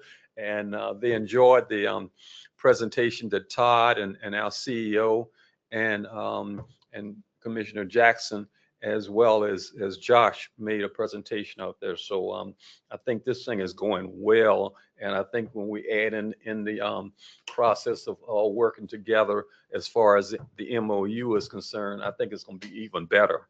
So just wanted to say that. And I'm going to leave it to Ms. Sherrill to kind of take it from there. Thank you so much, Ms. Sherrill. Thank you so much, Vice Chair Parker, and to Chair Jackson and our CEO and other board members. Just wanted to highlight, you have the report that you received in the real estate that packet that was sent to everyone. Just want to highlight again, Creighton Court, Phase A and B. Creighton Phase B is now 93%, more than the report, 93% occupied. The key ceremony that several of you participated in, and thank you so much, Chair Jackson, Chair Parker, and Ms. Brody, Commissioner Brody, for attending. We really appreciate that. That was getting folks into those new units at Creighton Phase B, Mosby South, the approval that we told you about earlier for the community unit plan from the city, from the Planning Commission and City Council. You've mentioned the Bill First, and all of you had a packet of the presentation, copy of the presentation. So I will not belabor the report any further. I do want to mention, yes, there was a Bill First meeting, as Commissioner Parker alluded to, on June 23rd. The key ceremony at Creighton was June 30th. So we're just excited. And the Mosby Court South was approved in early June. So that's a home run during the month of June. So that's 3 for 3. So I will leave that unless there are questions and turn it back over to the chair. Any questions, colleagues? Chair, I'd just like to sir. remind and speak out again because this issue is so critical with this grid that we've got out here. Is the infrastructure is going bad. The power infrastructure. I don't know how many of you know it, but I work in the field and I know about the electrical side of it, and it's not good. It's not a good picture out there. So we need to figure out a way to how we're going to keep the power on. And even as Josh comes in and talks about the new houses that he's going to build, maybe we can have some additional power in the community center where that stays on, standby generators or something there where people can come down to that. So we really need to keep that power thing and be proactive about it instead of trying to be reactive. These types of things that like we're reacting now. Let's get proactive on it. Thank you so much, Mr. Chair. Absolutely. Absolutely. Any other questions? Commissioner Johnson, anyone else? No, I don't have anything. Thank you. Okay. All right. Next, we'll Administration and Finance. We'll hear from our chair, Mr. Lewis. Thank you, Mr. Chairman. Thank you. Today, well, I'll make a couple of comments, short comments. Then I'll turn it over to David. But today, we received the 930 audit. Mr. Nesmith, our Chief Executive Officer, sent us the financial statements. And I think it is certainly very commendable that this is the second year in a row that there were no findings. And that is tremendous. It really is. And working as a CFO, that is certainly something to be proud of. Do want to point out a couple of highlights, and then you have certainly accomplished a lot, but there's certainly room for improvement, and I want to point those out as well. Yes, sir. The net position overall, the agency grew by 2.3 million, which is very positive. At the same time, the agency decreased liabilities by over 18 million, certainly trending in the right direction. But I would like to say, and if you remember last year, when we voted on the budget, we voted on a deficit in the budget. And I think this audit shows what we voted on and the results. So overall, there was an operational deficit for the agency. Again, overall, there's an increase in assets. Now, that increase is caused by capital gains. But when you look at from an operational standpoint, cash decreased, and that caused part of the current assets decreasing. But again, overall, I believe the agency is at a very strong financial position. David, you got any? I echo your sentiments and thank you for your astute analysis. Next, what is it? September, Mike, under the leadership of Mike Kelly, I've directed him. He'll be bringing forward to the board a strategy, a sound strategy that has worked at other housing authorities. Ms. Brigitte, she's been involved in those conversations, even though she hasn't started. It will focus on our net cash position, that is, i.e., payment of rent. And that is where our vulnerability is. It's an agency-wide effort. We have brought, again, competitively procured two organizations that has done this at other housing authorities. We're going to, Mike Kelly first, from a fiscal point of view, share that with Commissioner Lewis in his role as Chair of Admin and Finance. But it's agency-wide. It's going to lift our FOS score, our rating at HUD as an agency, but it will focus on that issue that you mentioned. And what we, as Miss Priscilla Jackson told me, is She said, let it bake, Mr. Nessa. Don't talk too much about it.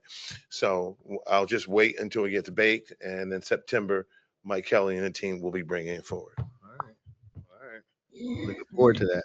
Looking forward to that. So, according to the agenda, unless there are any other questions from any of my colleagues, we're headed into resolutions. Any other statements or questions? Okay. Thank you, Mr. Chair. All right. We'll be going to Resolution 2026-22. It is a resolution acknowledging the submission of the independent auditor's report for the fiscal year ended September 30, 2025 by Rubino and Company. May I get a motion for approval, please? So moved. So we have a motion. Who was the motion by again? Excuse me. Vice Chair. Mr. Parker. Okay. Mr. Lewis seconded the motion. All right. I'd like to open up the floor for any questions or discussion. I know you discussed it earlier, but are there any questions? Especially for Mr. Rika. All right, well, let's take vote. Mr. Jackson? Aye. Mr. Parker? Aye. Ms. Brody? Aye. Mr. Elliott? Aye. Mr. Hardeman? Aye. Mr. Johnson? Aye. Mr. Lewis? Ms. Pitchford? Aye. Okay, the ayes have it. The resolution is approved. All right, let's go to Resolution 2, or Resolution 2026-23, which reads, Resolution approving the execution of a cooperation agreement between RRHA and Portsmouth Redevelopment and Housing Authority to secure the services of Century Force Security LLC to provide armed security services to all RRHA properties and authorizing the CEO or his designee to execute the contract on behalf of RRHA. May I have a motion for approval, please? So moved. Second. All right. We have a motion by Mr. Parker and a second by Ms. Brody. Okay. I'd like to open up the floor for discussion and call the question. Yeah, I just wanted a little bit more explanation on this one. All Just right. a brief. Commissioner Jackson, Board of Commissioners. Yes, sir. The authority wishes to review and potentially revise the current armed security guard services that are provided at the public housing communities and intends to initiate a new procurement for these services. To maintain armed guard security services until this revised procurement is complete, this resolution would procure the services of the agency's current public safety contractor, Century Force LLC, for a 6-month period. The RRHA procurement policy allows for the agency to make cooperative purchases from pre-approved industry partners from across jurisdictions. The agency currently is receiving these services from Century Force through a cooperative agreement based on a contract issued by the Norfolk Redevelopment and Housing Authority. However, this agreement in Norfolk is expiring. We are now looking to piggyback on a contract that Century Force Security currently provides services with the Portsmouth Redevelopment Housing Authority, and that the agency wishes to contract these services through this procurement arrangement until this new procurement is complete, and we will be bringing back to the board potentially either the same or a new provider for these services after we've had a chance to review the services and the scope to ensure that we get the kind of feedback from the residents and have it fit within the larger revised public safety plan that Mr. Nesbitt is working on. So you go, so in other words, you're gonna review the contract and then after you review the contract and get input from the stakeholders of the contract that are motivated by the contract, then you'll bring it back to the board for further. Yes. Based on that, we'll have a fresh procurement, basically. And that will be coming back to the board with a resolution for your approval for a new contract. So this is an extension for a 6-month period for us to go through that procurement process. Mr. Kelly, is this a reduced rate in this procuring by joint with them? No, Or is this the same? It's the same budget. It's basically the same services and the same budget that we have with Portsmouth.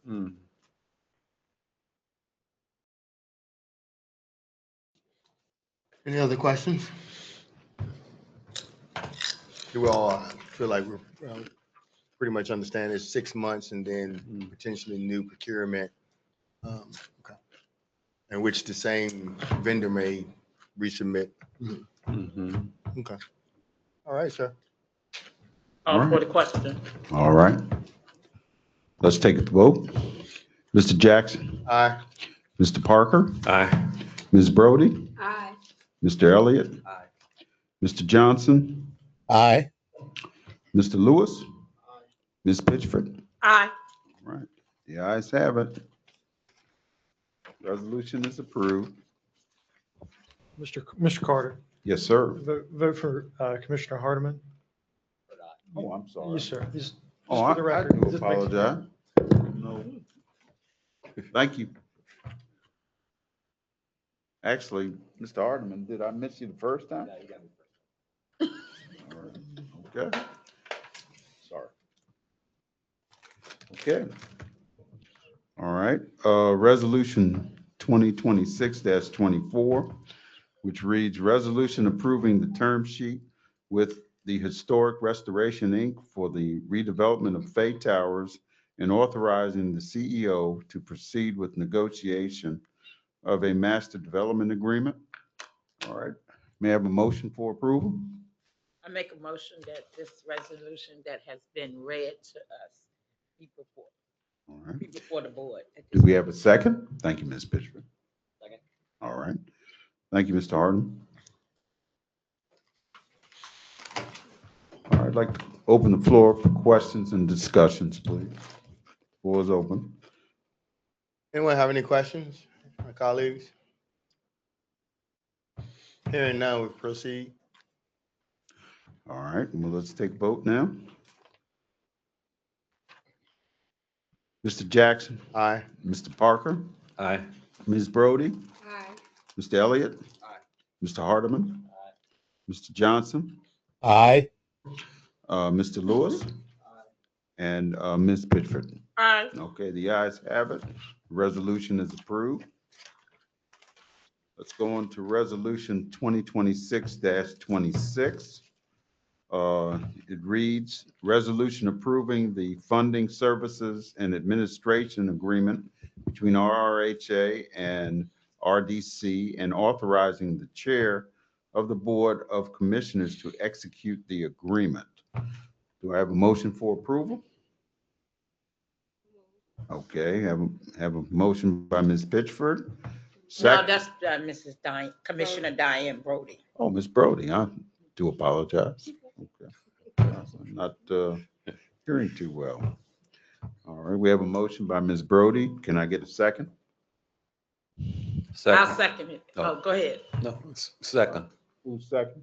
Mr. Parker. Mhm. Thank you. All right. I'd like to open up the floor for discussion and question. Mr. Chair, if you allow me, sir. Yes, sir. I'm gonna let Mr. Patrick Bicey, council, speak to the purpose of this resolution. We've Yeah, 'cause I'll- taken a lot of time to talk about it. We did talk about this resolution of the RDC board, and it was voted unanimously out. I think this board is in particularly important as we move forward with our grant writing and fundraising activities and the technical way in which we must handle funds. Mr. Bicey. Thank you, Mr. Nesmith, and good evening. Again, Chair Jackson, Vice Chair, and commissioners and staff. So this resolution and the agreement that is requesting authorization for the chair to execute allows basically RDC and the authority to jointly administer, share, and transfer grant funding that is received, whether it's of either entity, particularly through joint initiatives and through the great work that Nicole and Gray Matter is going to do if particular applications require RDC to apply on behalf of RRHA, that the administrative agreement is in place so that way there's no difficulties in not just administering the funds, but implementing the program and project and any initiatives that RDC and RRHA do jointly together. So it's mainly just a procedural item so that way the funds can properly transfer, and that there's reporting requirements, not just of RDC, but the authority to both boards if requested. And our CFO will be handling that administration as well. So if there's no questions. I got a question. Yes, ma'am. I got a question. Okay. It won't be any commingling of funding. Will that, it won't be any commingling, or it would be in, who would be the oversight of that? Is it taking, will the board be able to come back and review any of that, or are we giving our authority up, or what are we doing? No, ma'am. And I do want to call your attention on page 7 of the agreement. There's actually a section in there that is labeled no commingling of funds. Okay. And this is actually already in place with an existing management agreement. So as the board is aware, RDC does not have any current staff members, and is not the intention for the authority, or excuse me, for RDC to have any staff members. So the authority is providing the management and basically operational needs, fulfilling the operational needs of RDC. And so we've called that out and ensure that there's a requirement in place. There's no commingling of funds. And there's also another requirement that either board of RDC or the authority can request certain reporting to be presented to them. Most likely for this board, it would come to the Admin and Finance Committee if requested. So we want to ensure that there's full transparency in the dollars that are received between either entity, how they're being used and administered.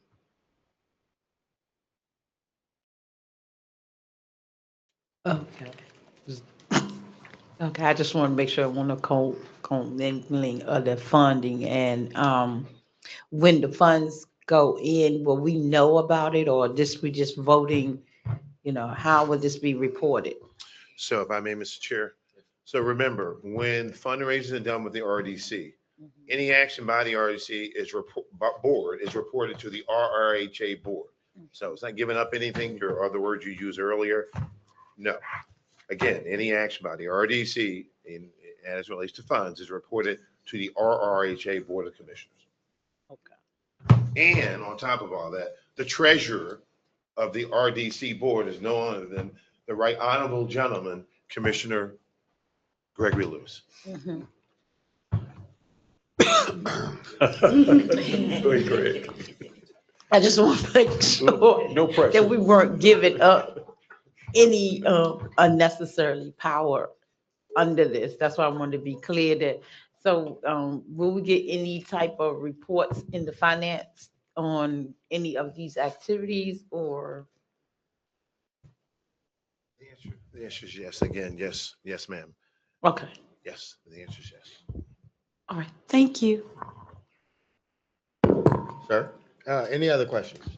All right, let's take a vote. All right. Mr. Jackson. Aye. Mr. Parker. Aye. Ms. Brody. Aye. Mr. Elliott. Aye. Mr. Hardeman. Mr. Johnson. Aye. Mr. Lewis. Ms. Pitchford.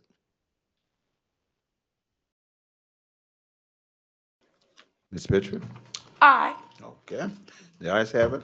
The resolution has been approved. All right, we're going to go to the RDC resolution for ratification. All right, we have resolution 2026-04, resolution authorizing the execution of a funding services and administration agreement between RDC and RRHA. Do I have a motion for approval? So moved. Okay, Second. thank you, Ms. Brody. Second. Okay, thank you, Ms. Pitchford. All right, since we just had discussion and questions, is there still discussions and questions at this point in time? I don't have any. All right. All right, well, let's move forward with the vote. Mr. Jackson. Aye. Mr. Parker. Aye. Ms. Brody. Aye. Mr. Elliott. Aye. Mr. Hardeman. Aye. Mr. Johnson. Aye. Mr. Lewis. Ms. Pitchford. Aye. Okay, the ayes have it. The resolution has been ratified. Let's go to Resolution 2026-05. It's resolution authorizing an amendment to the bylaws of RDC to align the RDC's purposes with its articles of incorporation in support of community development, in support of a community development entity and community development financial institution certification requirements. 4 certification requirements. May I have a motion for approval, please? So move. Parker. You have a second? Second by Mr. Lewis. All right. I'd like to open the floor up for discussions. Call the question. Mr. Chair, if I may. Yes, sir. I'm gonna have Council Bicey talk about the purpose of the resolution, and then I'd like for Mr. Eric Johnson to talk about the substance of the CDFI and what we're attempting to do with that designation and what's called a CDFI designation from the U.S. Department of Treasury, Mr. Bicey. Yes, sir. Good evening again, Commissioners.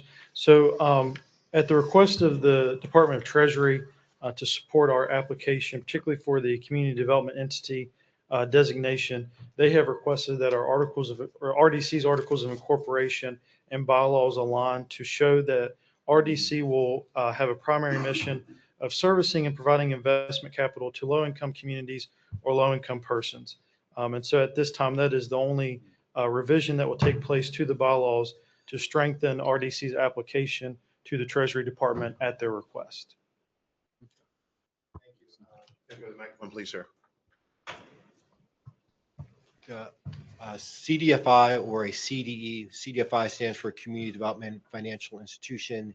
CDE stands for Community Development Entity. Are designations by the U.S. Treasury, and what they allow for is the federal government and financial institutions, more than likely banks, to make investments in these organizations.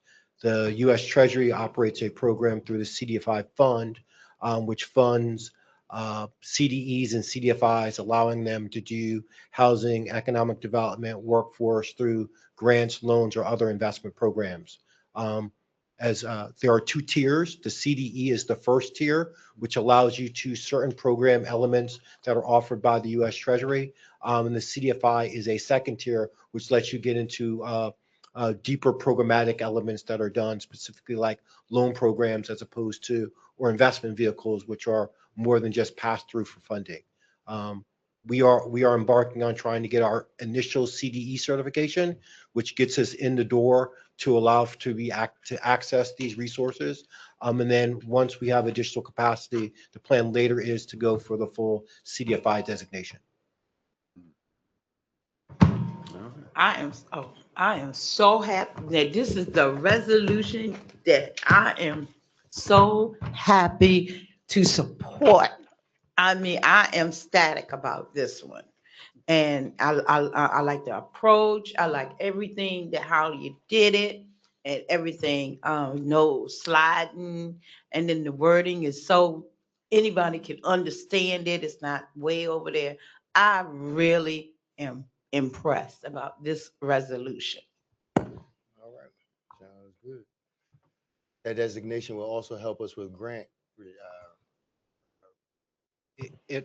The designation, particularly for banks who have CRA obligations, it's one of their threshold questions that they typically look for, and is similar to the conversations that we're having with Gray, where you're looking for either a nonprofit, other people particularly when you're making financial investments or looking for some type of CDE designation, because it says that you've been blessed by the federal government to receive these funds. And there are ongoing kind of compliance things that you have to do when you receive these designations to basically remain in good standing as you go forward.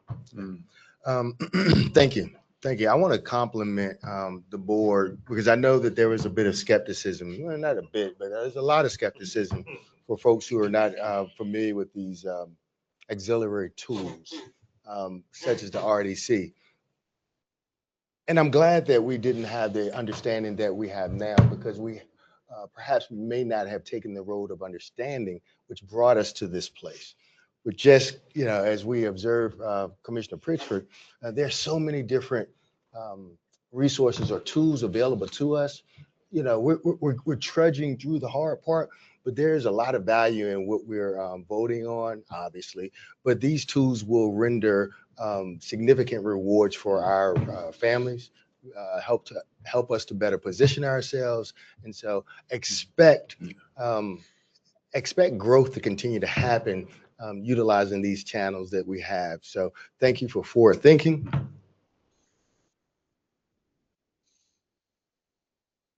All right. Thank you, Mr. Chair. All right. Let's take a vote. Mr. Jackson. Aye. Mr. Parker. Aye. Ms. Brody. Aye. Mr. Elliott. Aye. Mr. Hardeman. Aye. Mr. Johnson. Aye. Mr. Lewis. Ms. Pitchford. Aye. All right. The ayes have it. The resolution has been approved. Thank you.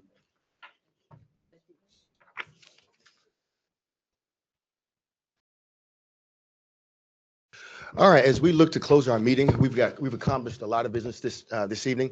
And looking forward, we will not meet for a August regularly scheduled board meeting. However, we will have a special board meeting. And that special board meeting is Right. We'll have a special board meeting as we typically do in August, and that's around the budget. yes. Okay. Yes. All right. They'll be virtual. Yes. And so I want to leave my commissioners with a request. Thank you for your attendance. Thank you for your participation. This is not a 1 or 2 man job. This is a 9-person job. And so we welcome your opportunity. We welcome your comments, your insight, your areas of expertise. Whatever it is you bring to the table of value, we welcome it so we can continue to move this agency forward. I invite you guys next Tuesday night. What time is the vote Tuesday, Patrick, over at the Landies? 3 p.m. If your schedule permits, join us over at City Hall at 3 p.m. That's going to be another victory, another couple victories. And so we want your participation. We want to encourage you to continue to be the strong pillars of this agency that you are. And I'm grateful to work with such talented people. That being the case, this meeting is adjourned. Have a good night. I get there so 3:05. There you go. There you go.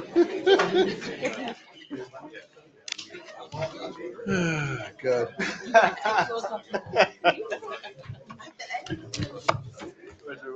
I'm gonna keep this one. I'll do that. I can go ahead. Yes, ma'am. There's one last thing, right?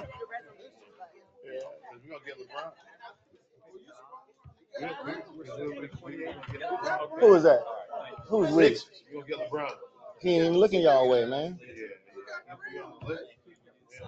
He ain't looking that way.